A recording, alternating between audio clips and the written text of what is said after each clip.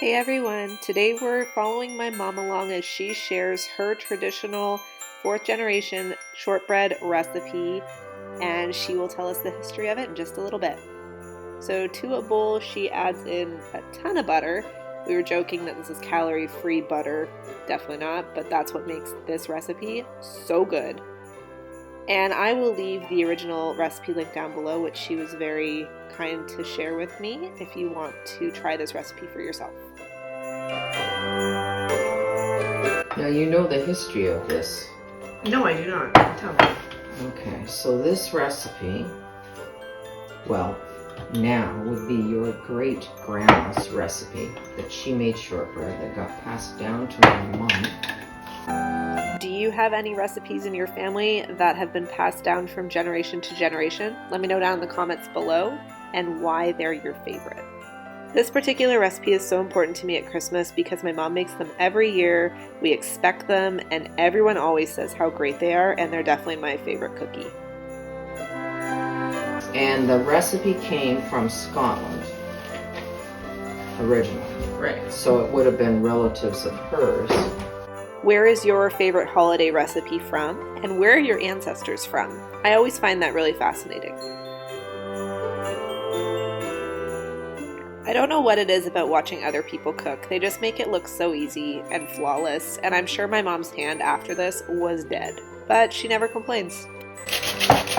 And the reason it's sifted is to give it that really fine texture. Right. For that. So the recipe has now come down, well, to you will be 4th generation. Wow. And then it was a long time before that. It's such a bizarre. Are you okay with me sharing it, or? Oh, absolutely. But it's a kind of a weird, it's an odd recipe, isn't it? Yeah, but it's okay. And it is Scottish shortbread.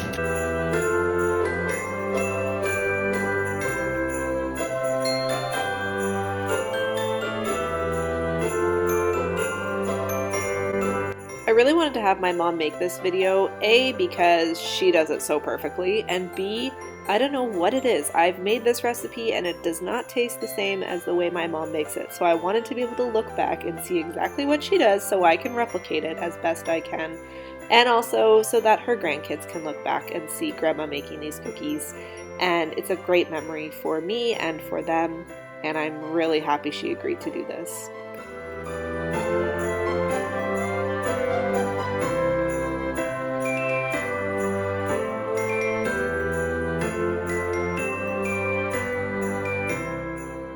My mom's had this pastry cloth forever, and she definitely thinks it makes the best cutout cookies, and she gifted me one a few years ago, and I would definitely agree. Like most people use those plastic ones, right? Right. But I think when it comes to making pie crusts and something like this, I don't know, I just think you need the cloth, but most people don't use a cloth. Most people use parchment paper. And there's that too, yeah. At the end of the day, use whatever works for you. But this is nostalgic for me because whenever my mom pulls out this cloth, you know something yummy is happening in the kitchen.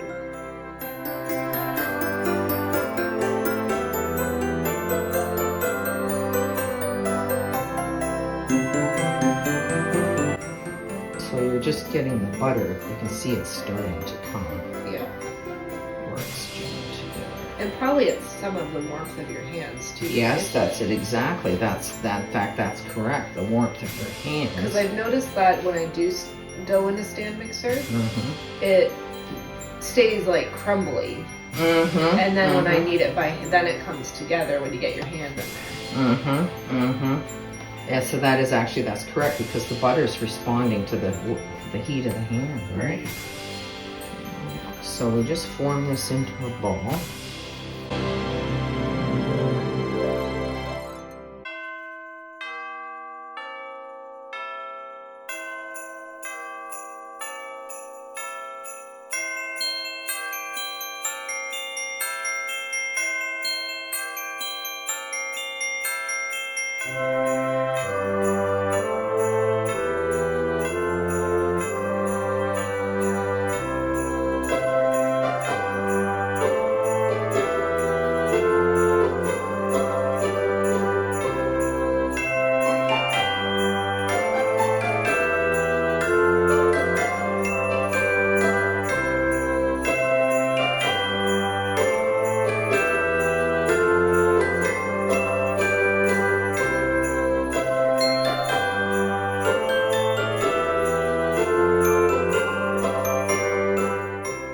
I seriously don't know how she makes her dough look so perfect, but it is.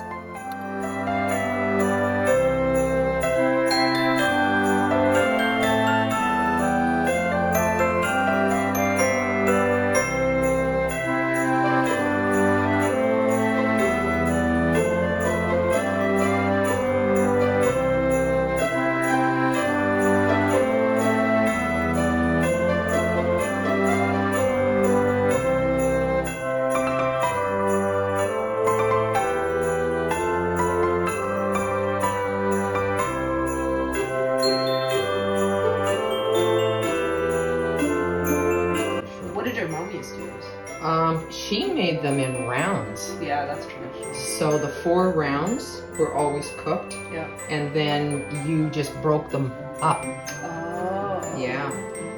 She always did the rounds. They take a lot longer to cook. Right. The thing about a shortbread cookie is you have to get it the perfect doneness. So it can't be overdone, underdone. It's kind of finicky in that sense. My mom has her recipe to a science, her oven. So she actually had to redo this when she got a new oven to figure out the exact amount of time. So depending on the size of your cookie cutter, the thickness of your cookie, you really just have to watch them.